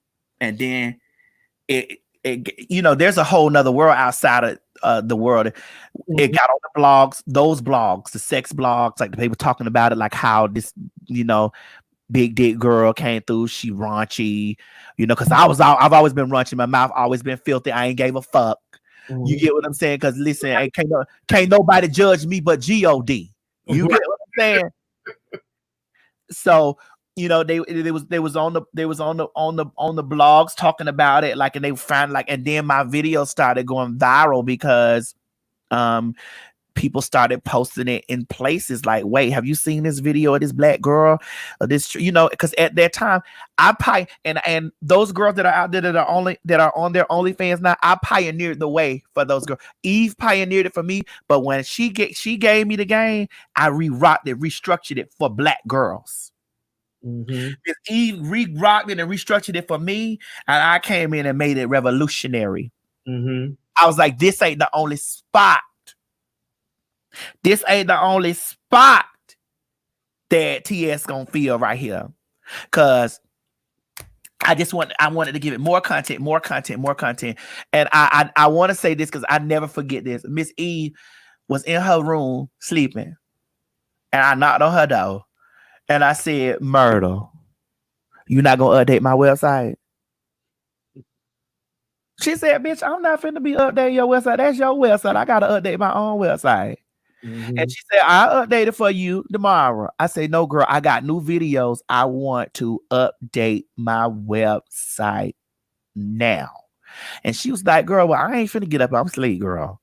And I was like, okay. She said, if you want to motherfucking learn how to go in there and learn how to do it yourself. And I was so mad at her. I was so mad at her. And I felt like that she tossed me to the sharks. But she was really building you up. She had no idea. I sat there that night all night long trying to figure out, how do you move this picture from here, this video from here, trying to open it up and trying to read HTML. I learned. And my friend Juicy called me, and I said, Juicy, this girl done put me in here, girl. I don't know how to do this. And Juicy knew how to read HTML codes. And she was like, well, girl, she told me I'll have to show you the way she told me to read from here to here. Read the context from here. The video will name itself. Put this on your server. I was sitting here writing this stuff down. I was writing this shit down because nobody was gonna tell me what to do no more. Bitch, after I learned how to update that first video, and I put that motherfucking new page up, and I fucked the page up. I did, because the videos was all off center. It wasn't centered right, but the new video was up. And she came out that room. She said, Myrtle, now if you're gonna learn the shit, you're gonna learn the shit right. Don't be fucking it up and having me have to come in here and fix it. And she pulled the HTML thing off my server. She did some little stuff like that, dropped it back over there, and the videos and all this stuff was centered back. The page was back right or whatever, And I remember my first check from them was my first check that I received from CCBL. My first check, it was like $335 or $93, something like that. It was like $300 some dollars, girl. I ain't never seen a check like that again. After I saw my first check, I was like, oh my God, I got money. My first week, I got money. After that, When I saw that and I knew, and I started updating my site and my stuff started growing, I ain't never, and bitch, my site's still up and I ain't touched that bitch in years. I ain't touched bigdbitch.com in years. It be them troll ass hoes that keep my name trending with that shit that like to use that bullshit and throw that shit in my face that I was a porn star and all this stuff, and they like to post and show and thinking they doing. Bitch, it was those hoes that keep my checks rolling in. Be them motherfuckers hoes. You ain't your life no more. You still make money over there. I ain't touched that motherfucker in years, and I don't give a fuck. I ain't touching the. All I do is pay the server on that bitch, and the CMS on that motherfucking hoe, and let that bitch sit there and eat and generate. I ain't touched that motherfucker in years, and I ain't touching the bitch because I'm done. But that's another story. Right. I saw that $300 check, girl, I almost jumped and flipped because you gotta remember I had nothing, Derek J, nothing, girl.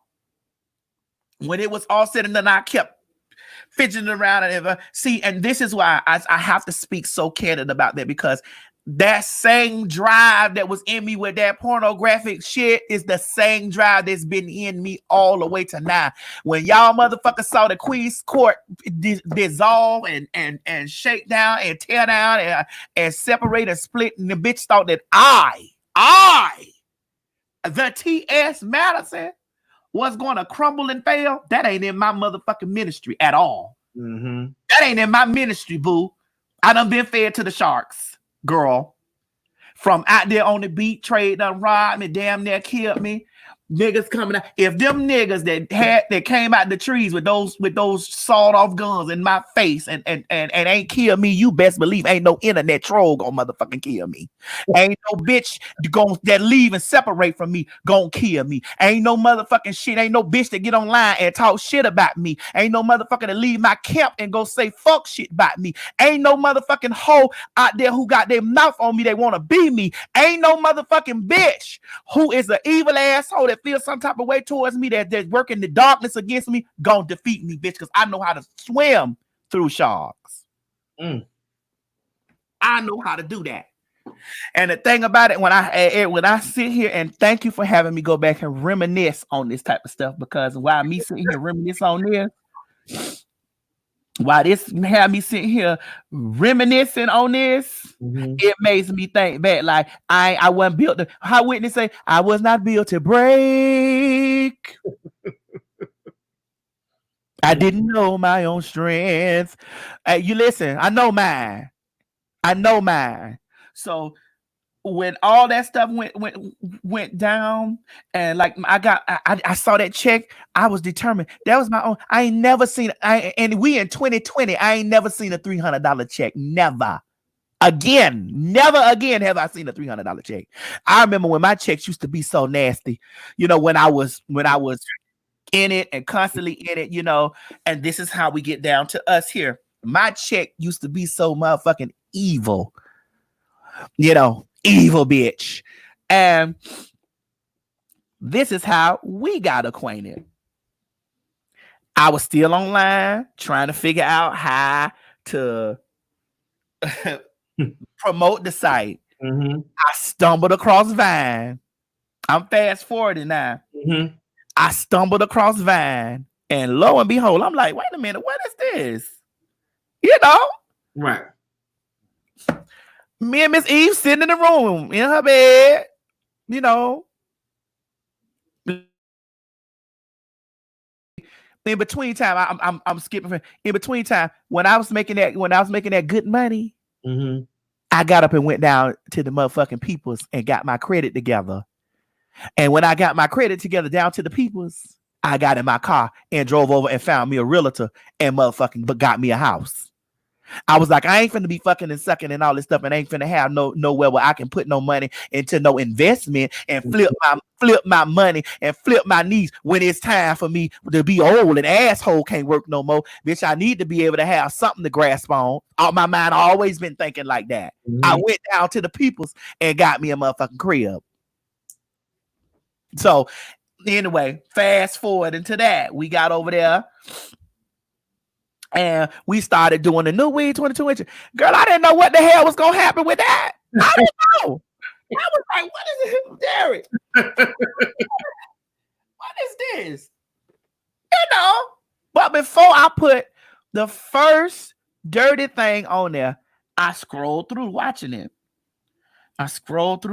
Like, what is this? Like, what this is right here, you know? I made sure that it was nudity on there. I was not finna get on social media and pull out my whole unmentionables and nobody else wasn't doing it. There was so many folks on the bitch doing it. You get what I'm saying? So many people doing it. So I said, well, shit, let me BigDickBitch.com. I want more subscriptions. You know? No way, 22 inches. Yes. BigDickBitch.com. Tell them to go join me. You know, I did not know that when I went to sleep that night, and Miss Eve filmed that video. Miss Eve filmed that video right after she got through doing my hair. I say, murder girl, let me carry on. That's right. I was on Tosh.0. That's right. I say, let me carry on and see, you know, what this is right here. Girl, what is this vine? I say, hold this, Myrtle. And she had the phone and she was like, and I looked at it, I say, no, that ain't right. I don't like that. And let me tell you something. Every time one of my videos have ever went viral, the spirit done told me to do it. Anytime one of my videos done went viral, anytime one of my posts done went viral, the spirit done got on my side and say, post that now. Do that now. Or I look at it and the spirit be like, no, that ain't hot. I don't like that video. Do this one again. Do this one. Do this. Do that. And I'm like, girl, if I do that, and I'll be having a full conversation. I'm great. If I do that, how the fuck, you know? All right, okay, cool. I'm gonna do it. The spirit told me to redo that video. When I press upload on that new weave 22 inches video, you didn't know what was getting ready to happen. My life changed completely after that. Completely after that. My whole existence changed completely after that. I was no longer BigDickBitch.com. I was Ts Madison. It changed. 6 seconds. It changed. And that was my key to the door of my next phase of life. It was time for you to walk on through. It was time for me to leave that alone. That was my key in the door to my next place. I had no idea, Derrick J. Do you hear me? None. I didn't do that for no video to go viral. I didn't do that for no person to look at me. I didn't do that video I did that video to promote my porno life, my porno website, my porno stuff, the life that I had already made up in my mind that I was in. I had already made up in my mind that this where I'm at. Bitch, these checks is nasty. Girl, I went down here and got me a motherfucking house and this shit is, I'm good. You know what I'm saying? I can send my mama money. I'm good. You know what I'm saying? I can help my people out. Man. That little 6 second there, Miss Eve recorded that. Boom.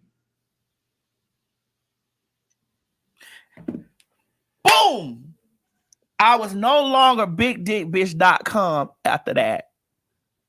Chapter that was the next chapter, and I was Ts Madison. So now it's time for you. Now you what I want to say y'all stuff about you that you embrace every part of your life, and that's so beautiful. You know, some people they get to a certain level and they act like that part of their life never existed. And I love the fact you embrace a part of life. You understand it's a part of your journey. And I love that you are being so candid and open because like a lot of people just need to hear this conversation. So now you're Ts Madison. You know, like I said, we was introduced to you from New Weed 22 inches. 22 inches, you know. So now it's time for you to switch your mode now. So it's like now you're still in your hustle mode, but now it's a different type of hustle. So when did you know that it's like, okay, it's time for me to leave it alone? Well, when the 6 seconds got in, I was over there in that 6-second world, and I was still making those little 6-second videos. Still, it was still promoting that, but I was over there. You know what I'm saying? People started, started seeing, and I was like, oh my God, bitch, whoa.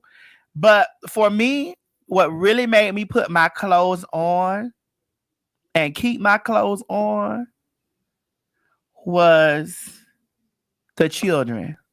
Mm-hmm. The kids Mm-hmm. is what made me put my clothes on and keep my clothes on. The kids. I used to see kids saying new weave, or come on in, or I used to see this stuff going on. I was like, no, you know what I'm saying? Now I got to put my clothes on, girl. I got to keep my clothes on. That's it. Like that's the last time that my clothes is gonna be off. Like even in my mind, I was changing in that. Like I got to. Mm-hmm. I got to put my clothes on, girl. Bitch, this video bitch, this shit all over the world. This one in just Georgia. Mm-hmm. This shit all over the world. And then y'all on TV saying new weave 22 inches. And I'm all with the RuPaul over there talking about new weave. And I got all types of people communicating with me about, no, bitch, put your clothes on. Mm-hmm. And I never forget this. I shouldn't even say this, but while I'm talking. I was laying in the bed with a boy. Me and old big giant dick trade. Not dirty dick, but giant dick trade, laying in the bed with each other. And honey, he over there looking at the response. He said, shout at. You don't see them white people. You don't see them white people over there talking about new weed. You don't see this. Shout at. Where they? I remember it was some people from France posting it, like France and London and Spain and all over the world. He was like, shout at, you don't see this? He say, shout at, you can't. You need to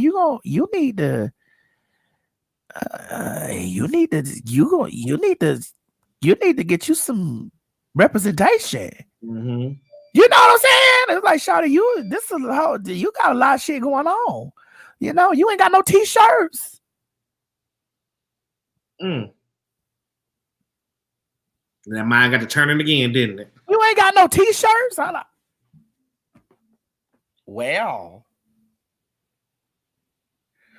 and it's a lot, Derek. I'm telling you, the story is deep. It's a deep story, Then when I put my clothes on, then there was a issue that came about when RuPaul's Drag Race. People were offended by the word tranny, and kind of like around this is the same time when Laverne Cox was kind of coming on the era, and like Laverne Cox did the time, and for me, when I think back about it, I was the bad representation. Mm-hmm. Yeah, the bad representation. I was the bad representation of the community, and Laverne was the great Laverne representation of what trans is supposed to look at. And I remember that she was on Time magazine, and I was trash and dirty, and all the things that they say. And I was like, and I still was in that mindset. Like, I didn't give a fuck because I'm making this bigditbitch.com money and this new money over here. You understand what I'm saying? It was a flow coming in. I was like, yes, God, And child, all in between then, I was on my YouTube channel. Like, I've left out YouTube, which I shouldn't have, because I was already on YouTube vlogging, but I wasn't talking about nothing except, like how my day was, or people following me going into the grocery store, or talking about, Love and Hip Hop when it came out, and Basketball Wives, and just talking. Like I was watching Funky Dineva, you know what I'm saying? And just watching this stuff, and I was like, girl, telling my opinion about shit too, and talking about the videos I made, and but child, the shit I would have to really sit down and piece the chapters together in my brain, because it's all flooding into me. It happens so fast. Yes, and that's how. Thank you, Marlon. And that's how the Is It On got imported into it. Is it on? Is it on, honey? Is this bitch recording? What's up, YouTube land, Twitter land, Instagram land, Snapchat, Grind the Scruff, BGC Jack, Facebook, Periscope, and last but not least, every single one of my bitches, Christian Mingle, and the lands all across the land. This is your girl Ts Madison, and I'm coming to you loud, live, and always and forever in color from the marvelous Chateau. That became my that's mine. Mm-hmm. And when you hear people say, "Is it on? Is this thing on? Is that came from me?" Even in Nene new song, and that ain't shady. We know it is. They even is this thing on? Mm-hmm. That's some TS influence, baby. That's some TS Madison influence, boo. You know what I'm saying? And it's just like it's stuff like this. And I've stapled myself I've stapled myself out here in this world. I went from clothes off to clothes on. Y'all shouted me out on TV. That was a staple in my motherfucking career. I went over there after I had RuPaul back. You understand what I'm saying? And I defended him by tranny. I got linked up with World of Wonder Productions. Mm-hmm. And they started producing my Wait a Minute series, my Let Me Pick You Up, and God has always been this. Mm-hmm. And isn't it crazy? Because it's so hard because that's how my experience was in career. But isn't it so hard to explain it? Because when stuff starts happening, it just happens fast. And it's like you really can't explain, but you know you're being placed. You're just being an authentic you. And then by you being an authentic you, it's placing you in the spaces that you need to speak. So it's no real. And then, what did you do? You was like, I was just being me. That was it. And that's why they be yourself, bitch. Step your pussy up, honey. Get a job. Own a business, bitch. Suck a dick. Like it was just like I turned and I've always been me online.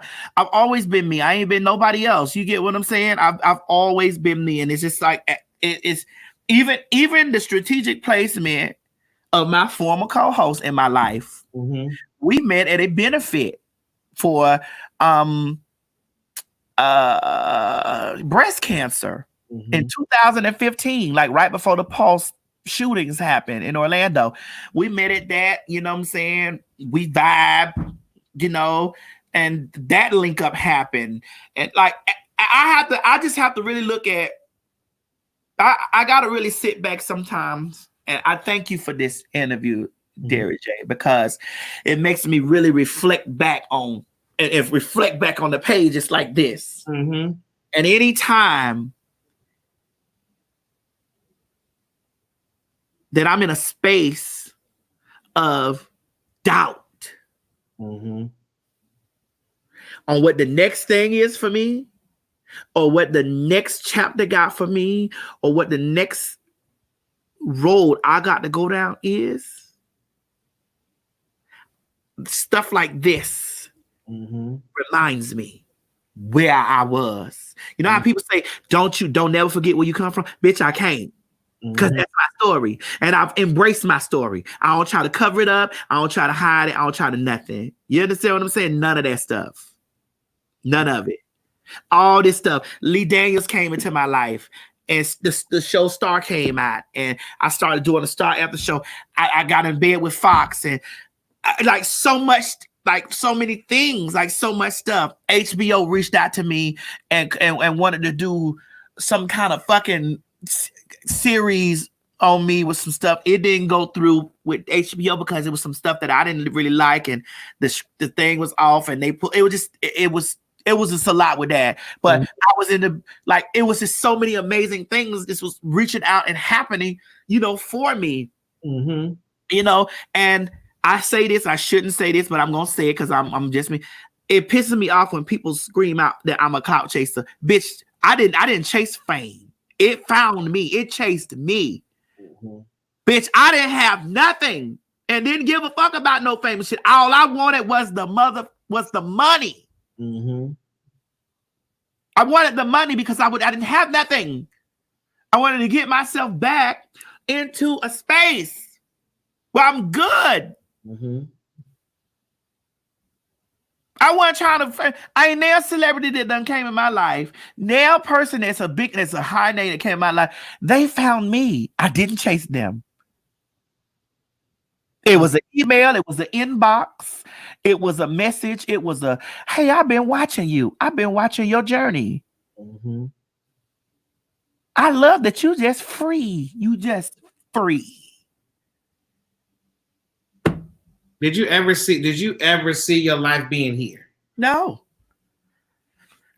And my next phase that I got going on, which I mean, rumors are out there in the streets. I ain't confirming nor denying, but my next phase is in the space. I didn't. That wasn't even no. No, that wasn't even a list of things. But you know what God did? God put me in World of Wonder.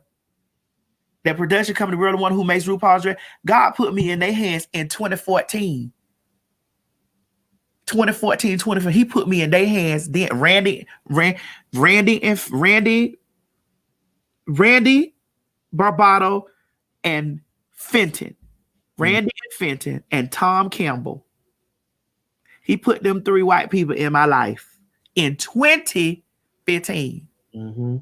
And they got in bed with me. We done did all kinds of things together, like in business. And they told me, Madison, we gonna keep throwing shit against the wall with you until it sticks.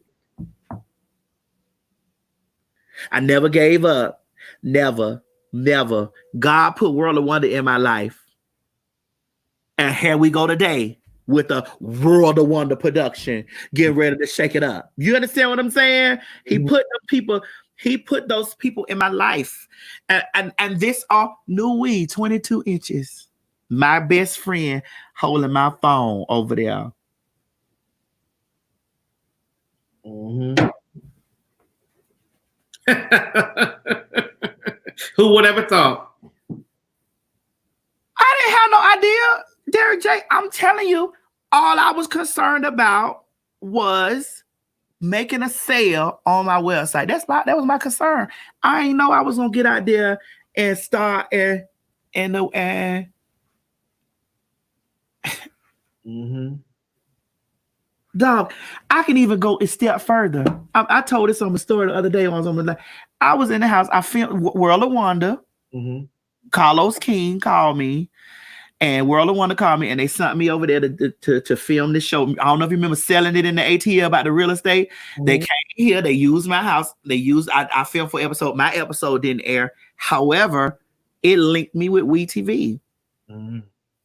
It linked me with them. Mm-hmm. And that was in whatever year that was. That was how I had my first communication with WeTV them years ago. And see, this is what I want to say to y'all that's out there watching, so that you can take this gem away.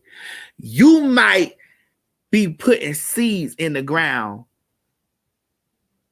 5 years back, and that tree may not sprout till 5 years later. Mm-hmm.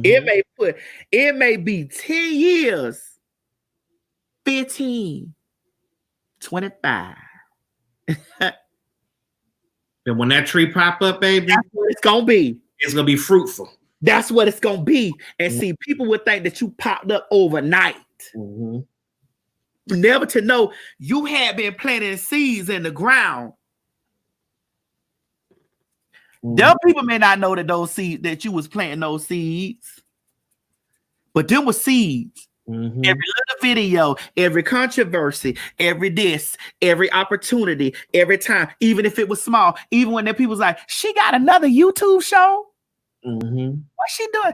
That's how she on YouTube. You don't know what you have no idea. That's what that small seed will grow into.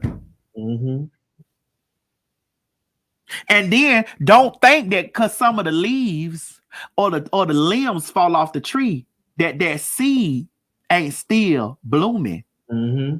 It's just growing a whole nother way. Mm-hmm. I have to receive that for myself. When I sit around and I see things might be falling apart or things ain't going the way that I plan them. It ain't my plan. Mm-hmm. It's not my plan. It's not my plan. It ain't mine. It's completely bigger than me. Mm-hmm. Now, if you can listen to your story and look back over your life, if you could say something to 17-year-old Maddie, what would that information you would give her now? 17-year-old Maddie? Mm-hmm. Bitch, get ready, ho. Get ready, bitch. Do it all again. And do it 10 times harder, bitch, with no reservations. Mm-hmm. Do it harder, bitch. 17-year-old Maddie. Oh, bitch, get ready. Get ready. Derek J, get ready, bitch. Now, this is my last question for you that I ask everybody. So on a scale of 1 to 100, 1 being the worst, 100 being the best, when you look in the mirror and say, I love Ts Madison, how sure are you in that statement? Oh, I love Ts Madison. I love Ts Madison because I won't crumble. Mm-hmm. I won't crumble. That I won't crumble. You get at 100%. I won't crumble. Mm-hmm. I don't give a listen. I done been embarrassed in front of everybody. I done been talked about in front of everybody. I done been lied on in front of everybody. I done been like in front of the world. The world for me, this the world. Even if it's 1,000 motherfuckers watching, this the world to me. Like I don't know people out there in the street that know that think they know my business. You don't know my business unless I tell you. You understand what I'm saying there? You don't know my business unless I tell you my business. Mm-hmm. You don't know what no other motherfucker tell you. You know what I tell you because that's my business. Because I ain't heard nothing from you. Mm-hmm. But at the end of the day, 100%. 100%. I'm good with me. I meant that I ain't getting no more surgeries until I'm 50 years old, or almost maybe 48, 49. Mm-hmm. If the good Lord give me that, if he give it to me, mm-hmm. And if God don't give me nothing else, he done did so much wondrous, marvelous things for me that I wouldn't have even fathomed. I wouldn't have even fathomed having conversations with the people that I had to come. Y'all don't have no idea how much RuPaul was the biggest. I sat home in the beginning of this conversation. Mm-hmm. I told you that's a person that I looked at, like I saw me in that, and I didn't know what it was, but Ru was my first representation, and I loved Ru as a child. Mm-hmm. Never to know that one day you're gonna be having a conversation, and not just conversation, that I will do business. Ru, I got a song with Ru. I have a song with RuPaul that I get residuals for today. I just dropped the check off in the mailbox. I mean, in the bank the other day. I get residuals from that one little song. You understand what I'm saying? And the same people that put him on is the same people that's behind me. So if I know they work diligently hard on Ru career, y'all don't know how hard them people working on me. Mm-hmm. And that's why my team that's with me now gonna be blessed. Mm-hmm. That done rolled it with me. And even my new folks that's in that situation, just like Craig and that. It wasn't by chance I met Craig. Mm-hmm. It wasn't by accident. Craig wrote me. I didn't even see it in the motherfucking inbox. I didn't even see it. And then a year went by. We spoke again. And another year went by. And that was stuff that's going on in y'all life, ladies and gentlemen. And 17-year-old Ts Madison, it is ordained. Step back out of that. Go through your trials and tribulations in your life, but understand it's bigger than you. Mm-hmm. When you see how you impact people and how you impact the world, it's bigger than you. Your failures ain't got shit to do with you. Hell, your accomplishments don't even got shit to do with you. Mm-hmm. Nothing. It's bigger than you. Well, Madison, I want to tell you, thank you for being so honest. Thank you for being transparent. Thank you for letting us into parts of your life that that you haven't thought about in a long time.